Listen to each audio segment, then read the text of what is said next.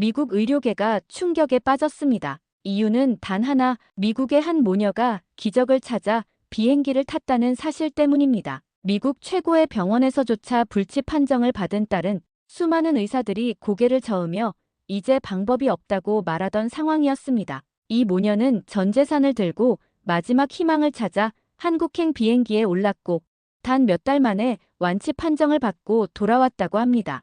의료기술 최강국이라 자부하던 미국 의사들조차 처음엔 믿지 못했습니다. 하지만 모녀가 가져온 진료 기록과 수술 영상 하나로 그들의 자존심은 크게 흔들렸으며 의료 선진국이라던 그들의 자부심이 대한민국 앞에서 무너졌습니다. 도대체 무슨 일이 벌어진 걸까요? 오늘의 특별한 이야기 바로 시작합니다. 사연 시작하기에 앞서 구독 버튼 한 번만 꾹 눌러주세요. 안녕하세요. 저는 미국 시카고에 사는 셀리 커밍스입니다. 한국은 제 모국보다 소중하고 고마운 나라가 되었습니다. 오늘은 한국 의료진과 병원에 감사의 인사를 전하고 싶어서 이렇게 글을 쓰게 되었습니다. 가장 절망적인 순간에 한국은 저희 가족에게 기적을 선물해 주었거든요. 작년 여름까지만 해도 저희는 정말 평범한 가족이었어요. 남편 존과 저, 그리고 우리의 자랑스러운 딸 에밀리까지요. 에밀리는 시카고 대학교에 막 입학한 20살 대학생이었고 어릴 때부터 모델이 되는 것이 꿈이었습니다. 키가 크고 날씬한 에밀리는 모델이 되기 위해 끊임없이 다이어트를 하고 불규칙한 식사를 했죠. 특히 아침을 거의 먹지 않았던 것이 지금 생각하면 너무 가슴 아파요. 모든 비극의 시작은 에밀리가 갑작스러운 복통을 호소하면서부터였습니다. 처음에는 단순한 소화불량일 거라 생각했어요. 대학 입학 후 스트레스와 불규칙한 식습관 때문일 거라고요. 그래서 약국에서 소화제를 사다 주고는 크게 신경 쓰지 않았습니다. 사실 돌이켜보면 경고 신호는 여러 번 있었어요. 입맛이 없다며 식사를 거르기를 반복했고 먹은 것도 없는데 소화불량과 복통을 달고 살았어요. 그저 다이어트 보조제 때문일 거라고 생각했죠. 게다가 학교 공부와 모델 에이전시를 병행하면서 생긴 스트레스라 여겨 대수롭지 않게 넘겼습니다. 이 때문에 지금도 가슴이 찢어질 것 같은 후회가 몰려옵니다. 하지만 시간이 지나도 에밀리의 상태는 좋아지지 않았어요. 오히려 점점 더 악화되었죠. 얼굴색이 창백해지고 밤에는 통증 때문에 잠을 제대로 이루지 못하는 날이 많아졌습니다. 결국 시카고 메모리얼 병원에 가게 됐어요. 병원 대기실에서 3시간을 기다린 후 겨우 의사를 만날 수 있었습니다. 여러 검사를 받게 됐고 일주일 후 결과가 나왔다고 연락이 왔어요. 에밀리와 함께 진료실에 들어섰을 때 저는 의사의 표정이 심상치 않다는 것을 직감했습니다. 커밍스 씨, 에밀리의 검사 결과가 나왔습니다. 의사는 컴퓨터 화면을 보며 천천히 말을 이어갔어요. 위암 3기로 보여집니다. 예후가 좋지 않아 바로 항암 치료를 시작해야 합니다. 하지만 현재 위암 생존율은 30% 미만이라는 말과 함께 치료를 시작해도 완치된다는 보장은 없다고 했어요. 그 순간 머리가 하얘지는 느낌이었어요. 귀에서 윙윙거리는 소리가 들렸고 숨을 쉴 수 없을 것 같았습니다. 제 딸, 이제 겨우 20살인 에밀리가 위암이라니. 저는 그저 다시 한번 말씀해 주시겠어요? 라고 물을 수밖에 없었습니다. 의사는 담담하게 설명했어요. 위암은 초기 증상이 없는 경우가 많아 조기 발견이 어렵습니다. 특히 최근 젊은 환자의 증가가 눈에 띄고 있는데 현대인의 식습관 변화, 기름진 음식과 가공식품의 섭취 증가, 스트레스 등이 위암 발생 위험을 높이는 원인이 됩니다. 더 충격적인 말이 이어졌어요. 특히 20, 30대의 경우 암의 진행 속도가 빨라 최악의 상황도 대비하셔야 합니다. 옆에 있던 에밀리는 눈물을 흘리며 제 손을 꼭 잡았습니다. 엄마, 나 죽는 거야? 그 말에 제 가슴이 찢어지는 것 같았어요. 아니야, 절대 그렇지 않아. 엄마가 무슨 수를 써서라도 너를 꼭 살릴 거야. 하지만 그건 공허한 약속처럼 느껴졌습니다. 그날부터 우리 가족의 악몽이 시작됐어요. 그 이후 저는 미친 듯이 미국 전역의 유명 병원들을 찾아다녔습니다. 시카고와 뉴욕, 보스턴 그리고 휴스턴까지요. 하지만 모든 의사들의 대답은 비슷했어요. 젊은 환자의 위암은 매우 공격적입니다. 할 수 있는 것이 많지 않네요. 존스 홉킨스 병원의 한 의사는 에밀리의 상태를 보며 더 직설적으로 말했어요. 길어야 6개월에서 1년 정도 남은 것 같습니다. 항암 치료는 해볼 수 있지만 완치 가능성은 매우 낮습니다. 병원을 옮길 때마다 똑같은 검사를 반복해야 했고 그때마다 천문학적인 비용이 청구됐어요. 저희 가족의 예금 잔고는 점점 바닥을 보이기 시작했죠. 결국 마지막 수단으로 집까지 팔아야 할 상황에 놓였습니다. 밤마다 저는 홀로 화장실에서 숨죽여 울어야만 했어요. 에밀리에게는 강한 엄마의 모습을 보여주고 싶었거든요. 하지만 남편 조는 제 절망을 알아차렸습니다. 어느 날 밤, 조는 저를 안아주며 말했어요. 셀리, 우리 할 수 있는 건 다 해보자. 집이 뭐가 중요해. 우리 딸이 살아야지. 결국 집을 팔고 남은 돈을 모아 여러 병원을 찾아다녔습니다. 하지만 상황은 나아지지 않았어요. 할 수 없이 에밀리는 항암 치료를 시작했어요. 항암 치료 부작용으로 머리카락이 빠지고 체중이 급격히 감소했습니다. 모델을 꿈꾸던 에밀리는 거울 보는 것을 극도로 피하게 됐어요. 제 심장이 무너지는 것 같았습니다. 매일 밤 저는 기도했어요. 제발 우리 딸을 살려주세요. 어떤 대가를 치르더라도 좋으니 기적이 일어나게 해주세요. 항암 치료로 힘들어하던 에밀리가 유일하게 고통을 잊는 순간은 넷플릭스를 시청하는 시간이었어요. 그 순간만큼은 TV 속 주인공들과 웃기도 하고 울기도 했었죠. 희망보다는 절망적인 날들이 계속되고 있었어요. 이날도 저는 에밀리와 함께 TV를 보고 있었습니다. 에밀리가 항암 치료로 힘들 때면 둘이 자주 보던 한국 드라마 슬기로운 의사생활이었죠. 주인공 의사들이 다양한 병을 가진 환자들을 치료하는 장면을 보면서 에밀리는 조금도 아프지 않은 것처럼 웃곤 했거든요. 그날따라 드라마에서는 암 환자가 성공적으로 수술을 받고 완치되는 장면이 나왔어요. 에밀리는 갑자기 말했습니다. 엄마, 우리도 한국에 갈 수 있을까? 저 병원처럼 멋진 의료진이 있는 곳에서 치료받고 싶어. 처음에는 아픈 아이의 헛된 소망처럼 들렸지만 그 말은 제 머릿속에 남아있었어요.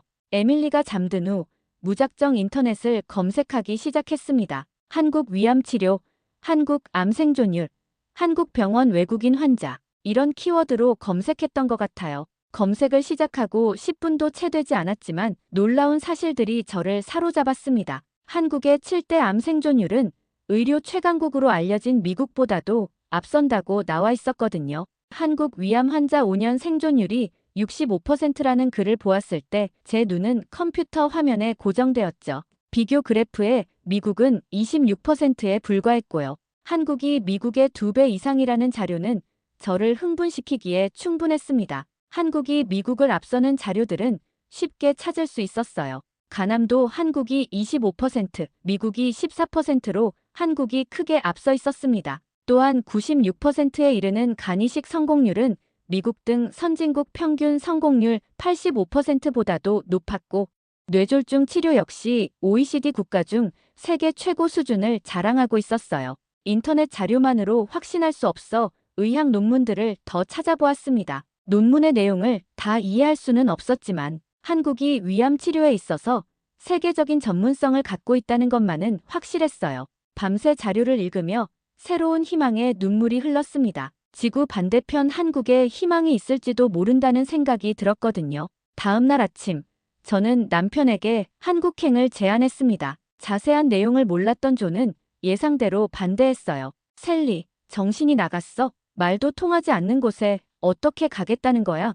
여기 미국이 세계 최고의 의료 시스템을 갖춘 나라라고. 밤새 찾은 자료와 논문 내용을 보여주며 설명했지만 조는 쉽게 믿지 않았죠. 친척들은 물론 오래된 친구들도 마찬가지였어요. 한국이라고? 미국도 포기한 암인데 거기서 뭘 할 수 있겠어? 미국에도 좋은 병원이 많은데 말도 안 통하는 나라까지 가서 고생할 필요가 있어. 모두가 저를 말렸죠. 하지만 제 마음은 이미 굳어졌습니다. 통계는 거짓말을 하지 않으니까요. 그날 밤 에밀리에게 한국행을 제안했어요. 에밀리의 눈은 반짝였습니다. 정말요? 드라마에 나온 그 병원처럼 멋진 곳에 갈 수 있어요? 곧바로 한국행 비행기를 예약하고 혹시 몰라 서울대학교 병원에 이메일을 보냈어요. 솔직히 답장은 기대하지 않았습니다. 바쁜 대형 병원에서 외국인 환자의 이메일에 답장해줄 리가 없다고 생각했거든요. 마지막 희망을 걸고 무작정 한국으로 가보자고 마음먹었죠.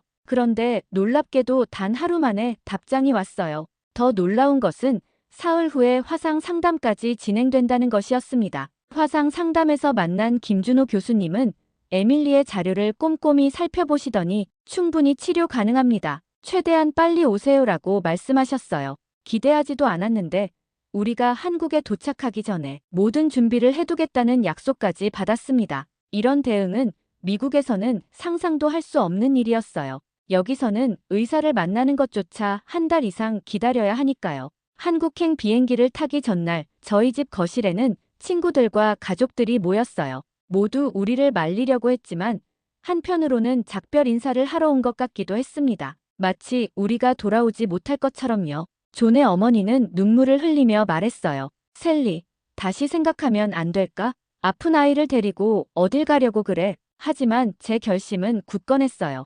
어머니, 미국이 최고가 아니에요. 통계가 증명하고 있어요. 제 딸을 살리기 위해서라면 지구 끝까지라도 갈 거예요. 그렇게 저희는 15시간의 비행 끝에 인천공항에 도착했습니다. 밤 11시가 넘은 시간이었어요. 피곤한 상태로 입국장을 빠져나오는데 놀랍게도 서울대 병원에서 나온 의료 코디네이터가 저희를 기다리고 있었습니다. 미리 요청한 적도 없는데 말이에요. 커밍스 씨, 안녕하세요. 서울대 병원에서 나왔습니다. 그녀는 자신을 이수진이라고 소개했어요. 영어가 유창했고 차로 이동하는 동안 병원과 치료 일정에 대해 상세히 설명해 주었습니다. 다음 날 아침 8시에 모든 검사가 예약되어 있다고 했어요. 미국에서는 각종 검사를 예약하는 데만 몇 주가 걸리는데 정말 믿기지 않았습니다. 걱정 마세요.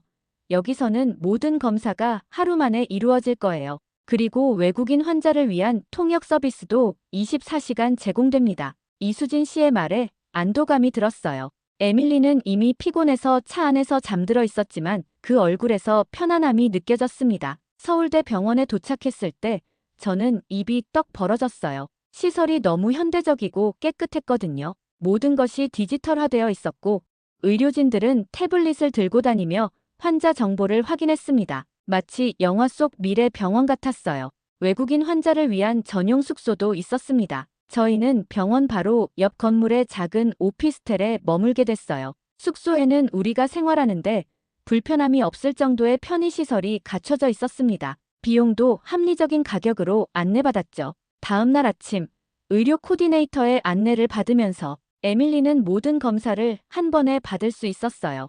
MRI, 내시경, 혈액 검사, CT 스캔까지 여기서는 단 하루 만에 이루어졌습니다. 미국에서 이 모든 검사를 받으려면 최소 한 달은 걸렸을 텐데 말이죠. 게다가 더 놀라운 일이 벌어졌어요. 검사를 마치고 얼마 지나지 않았는데 담당 교수님의 진료까지 받았습니다. 검사 결과를 이렇게 빨리 알 수 있다는 게 믿기지 않았죠. 오후에 김준호 교수님을 만났어요. 교수님은 에밀리의 상태를 자세히 설명해 주셨습니다. 에밀리의 위암은 현재 진행된 상태이지만 다행히 다른 장기로 전이되지는 않았어요. 맞춤형 항암 치료와 면역 치료, 그리고 수술을 통해 충분히 치료할 수 있습니다. 교수님의 확신에 찬 목소리에 처음으로 희망이 보였어요. 미국에서는 들을 수 없었던 말이었거든요. 하지만 교수님, 미국에서는 수술이 불가능하다고 했어요. 생존율도 30% 미만이라고.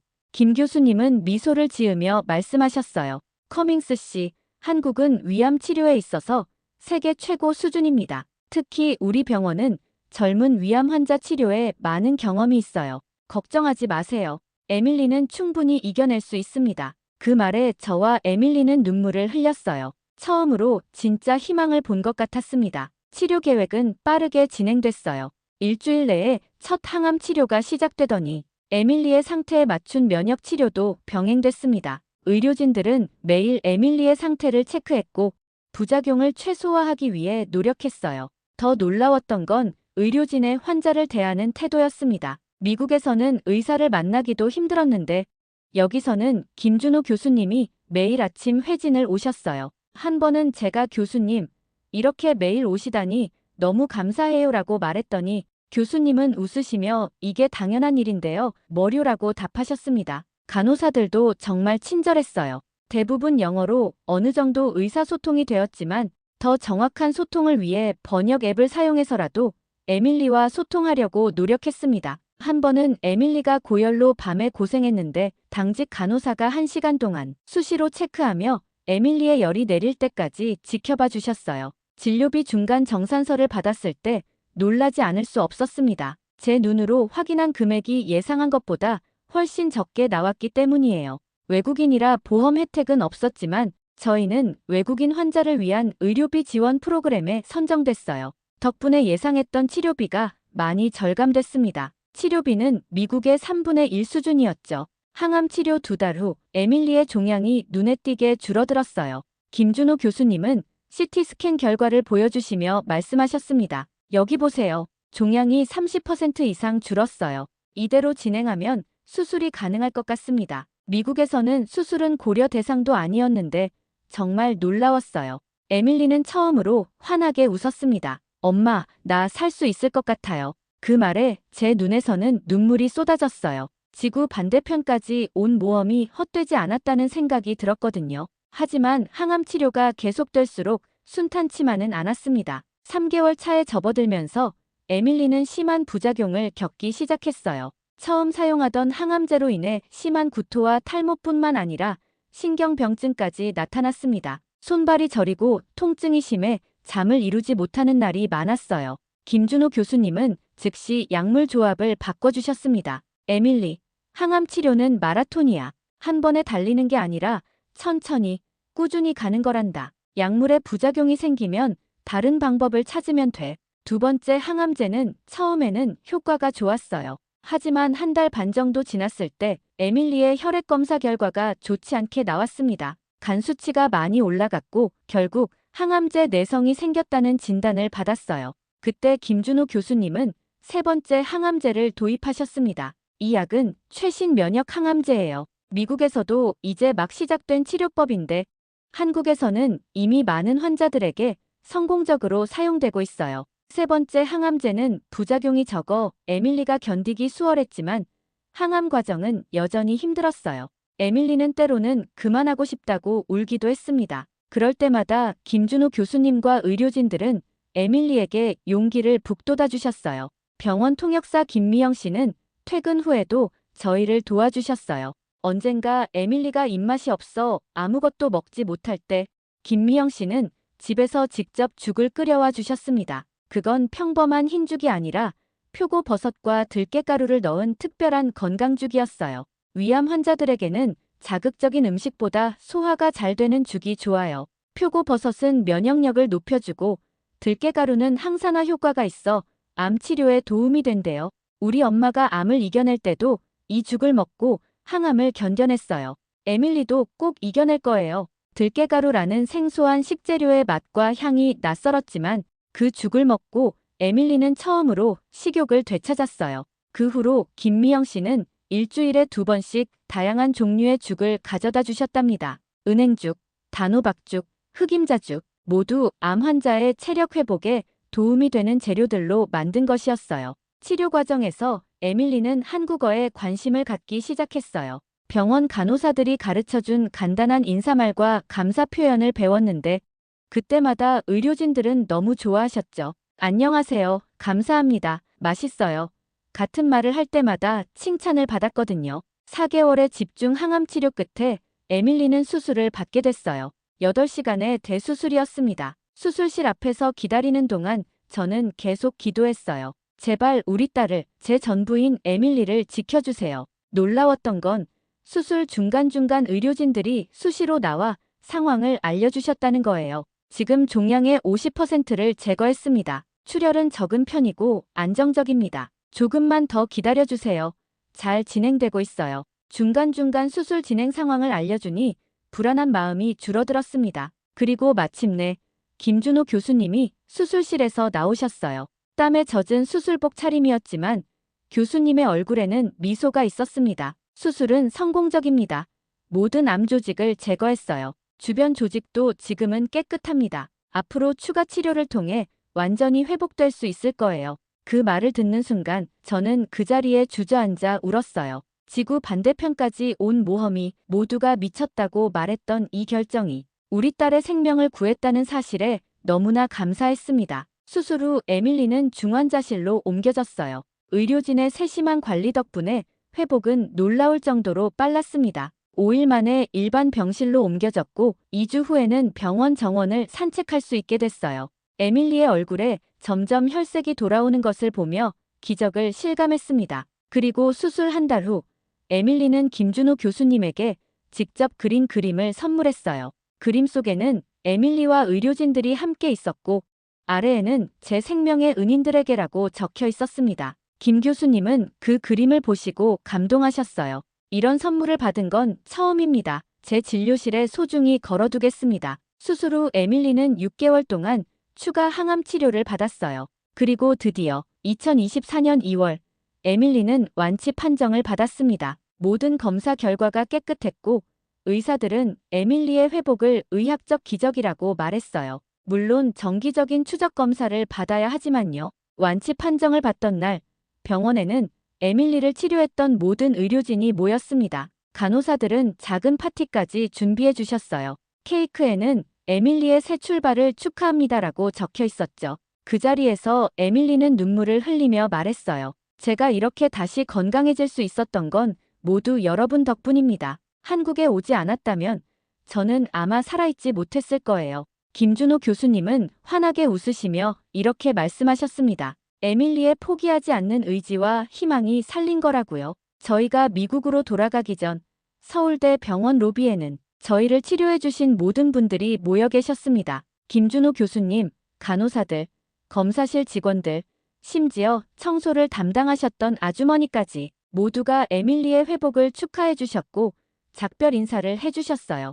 에밀리는 눈물을 흘리며 말했어요. 엄마, 나 나중에 한국에 다시 오고 싶어요. 공부도 하고 한국말도 배우고 싶어요. 병원 통역사 김미영 씨는 에밀리의 손을 꼭 잡고 말했습니다. 에밀리, 언제든지 와요. 한국은 이제 에밀리의 두 번째 고향이나 다름없어요. 2024년 3월, 저희는 미국으로 돌아왔어요. 9개월 만에 귀국이었죠. 시카고 공항에 도착했을 때 마중 나온 가족들과 친구들의 표정에는 놀라움이 가득했습니다. 에밀리가 건강하게 돌아온 것도 놀랍고 그 밝은 미소가 돌아온 것도 놀라웠겠죠. 특히 처음엔 한국행을 강하게 반대했던 존의 어머니는 에밀리를 꼭 안아주며 고백했어요. 셀리, 내가 틀렸어. 너의 결단력이 우리 에밀리를 살린 거야. 미안해. 집으로 돌아온 후 에밀리의 담당 의사였던 존슨 박사는 검사 결과를 보고 깜짝 놀랐습니다. 믿을 수 없군요.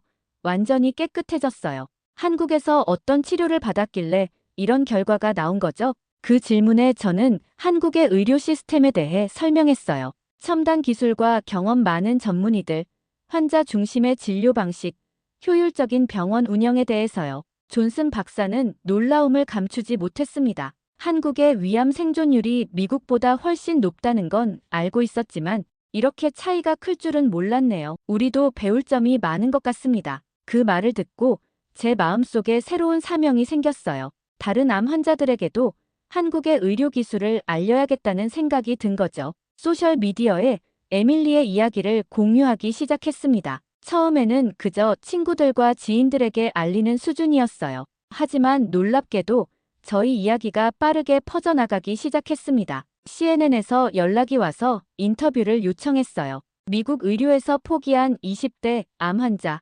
한국에서 완치를 찾다라는 제목의 특집 기사가 나갔죠. 그 기사를 본 많은 암 환자들과 가족들이 저에게 연락해 왔습니다. 어떻게 한국 병원을 찾으셨나요? 비용은 얼마나 들었나요? 통역은 어떻게 해결하셨나요? 수많은 질문에 답하면서 저는 다른 환자들을 위한 가이드북을 만들기로 했어요. 희망을 찾아서 한국 의료 안내서라는 제목의 블로그를 시작했죠. 한국 병원 연락처부터 비자 준비, 숙소 정보, 통역 서비스까지 모든 정보를 공유했습니다. 그러자 정말 놀라운 일이 일어났어요. 저희 블로그를 통해 한국에서 치료를 받고 완치된 환자들이 늘어나기 시작한 거예요. 백혈병, 위암, 대장암, 뇌종양 같은 다양한 암 환자들이 한국에서 새로운 희망을 찾았습니다. 이들 중 많은 분들이 저희처럼 미국 의료에서는 희망이 없다는 판정을 받았던 분들이었어요. 하지만 한국에서는 적극적인 치료로 완치되거나 크게 호전되었죠. 이제 저희는 이런 분들과 함께 K-메디컬 서바이버스라는 동호회를 만들었습니다. 한국 의료 시스템 덕분에 생명을 구한 환자들의 모임이에요. 저희는 정기적으로 모여 경험을 나누고 새롭게 암 진단을 받은 환자들에게 정보와 용기를 전하고 있습니다. 더 나아가 저희는 한국 문화에 대한 사랑도 함께 나누고 있어요. 한국 드라마, 영화, 음악을 미국 전역에 홍보하는 활동도 하고 있죠. 에밀리는 완치 후 정말 많이 달라졌어요. 예전에는 그저 모델이 되는 게 꿈이었지만 이제는 다시 의대에 진학해서 종양학을 전공하겠다고 결심했습니다. 자신처럼 절망 속에 있는 환자들에게 희망을 주는 의사가 되고 싶대요. 엄마, 김준호 교수님처럼 환자를 절대 포기하지 않는 의사가 되고 싶어요. 한국에서 배운 의료 기술을 미국에 가져오고 싶어요. 그 말을 들으니 정말 뿌듯했습니다. 죽음의 문턱에서 돌아온 딸이 이제는 다른 이들의 생명을 구하는 일을 꿈꾸고 있으니 말이에요. 에밀리의 방에는 여전히 태극기가 걸려 있어요. 그리고 침대 옆 테이블에는 김준호 교수님과 의료진들이 보내준 기념 사진이 있습니다. 에밀리는 자기 전에 늘 그 사진을 보며 감사하는 마음을 잊지 않는다고 해요. 저 역시 많이 변했습니다. 예전에는 그저 평범한 회계사로 일하며 안정적인 삶을 살았어요. 하지만 이제는 국제환자지원단체에서 일하고 있습니다. 미국과 한국 사이의 의료가교 역할을 하는 일이죠. 요즘 저는 다른 사람들의 생명을 살리는 일이 더 가치 있고 행복하다고 느껴요. 한국에 깊은 감사를 가지며 살고 있습니다. 그리고 가능한 많은 환자들에게 한국 의료의 우수성을 알리려고 노력하고 있어요. 현재 에밀리는 건강하게 대학 생활을 즐기고 있습니다. 정기 검진도 모두 깨끗하게 나오고 있어요. 우리 가족은 매년 추석에 한국을 방문하는 것이 새로운 전통이 되었습니다. 특히 서울대 병원의 의료진들을 만나는 것이